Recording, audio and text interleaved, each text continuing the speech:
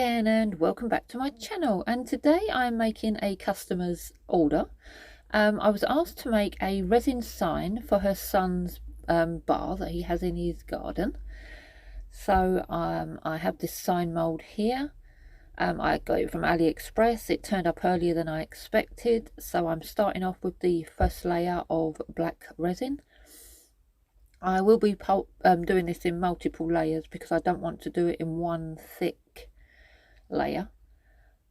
Plus I'm also adding some text that I printed myself, as I don't have a Cricut, if that's how I pronounce it properly, one of those printers that can cut on vinyl and you can attach it to resin pieces. So I'm adding some text to this, but I'm using some inkjet printer vinyl, and it's a sticky vinyl paper. So I'm just making sure that that is all mixed and smooth, and then we'll come back once that's dry. Okay, so that's dry. You can see the words there. I've placed them on so I know where I would like them to be once I stick them down. As I said, this is on white inkjet vinyl paper. I printed and sized the text on Microsoft Publisher, and then printed on my inkjet printer, let it dry for 24 hours, even though it's printed as a, you print it as a photo. And then I carefully, with a craft knife and some stalk scissors, cut around and got rid of all the excess that I didn't need. And then I'm just peeling off the back and sticking it in place. And the good thing with this vinyl as well, I have it in transparent and translucent. You can add it to your resin items if you can't afford or haven't got a Cricut. As long as you don't mind cutting out with a craft knife and scissors. And you can add them to your resin pieces and the resin doesn't spoil the vinyl. And yeah, so that's a good little hack there. As I say, I kept all those in one. And once the sticky part hits the resin, believe me, if you place it wrong, then you're not going to get that off for love nor money. Once it's there, it is literally there. And that's why I'm struggling a bit with these, because I want to make sure I get them straight and in line before I press it down, because like I said, once I've pressed one down to try and pull it up, I will end up stretching or ripping. And I'm just using my silicone tool there just to make sure that all the edges are pressed flat to the resin on each of the letters. And we'll just finish off this word, if I can pick that up. So the good thing about this as well is, even though the base is black, because the writing has a bolder black outline, it stands out even more.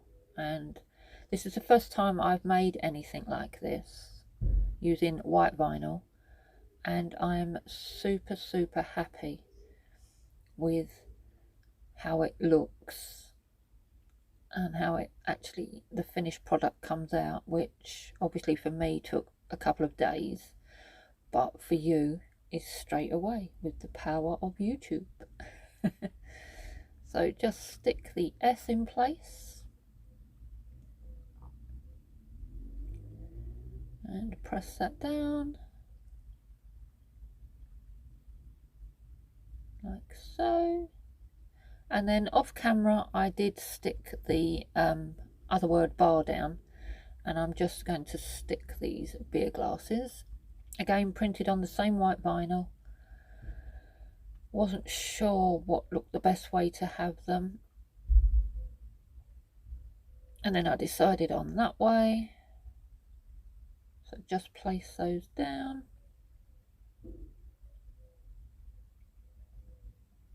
like so. And then once that's done, I'm just going to top with a very thin layer of clear resin. But just make sure that all the edges are pushed down so no resin can seep underneath and make a bubble. So I think it was something like 40 ml of clear resin that I mixed, and I sat and waited it for it to degas itself, so a lot of the micro bubbles disappeared, and it doesn't look as if it's going to cover, but with a little bit of manipulation and pushing it into place and scraping everything out of my little pot there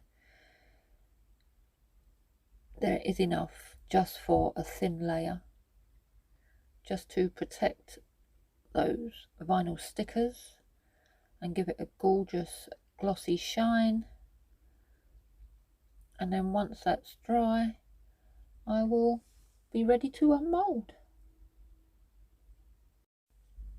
So now it's all covered, I'm going to pop any little micro bubbles and then leave it to dry, and then stay tuned for the unmolding. Okay, so here we are again. This is pretty late at night. I've got my dressing gown on, you can see there, and this is completely dry and ready to be taken out of the mould. So carefully,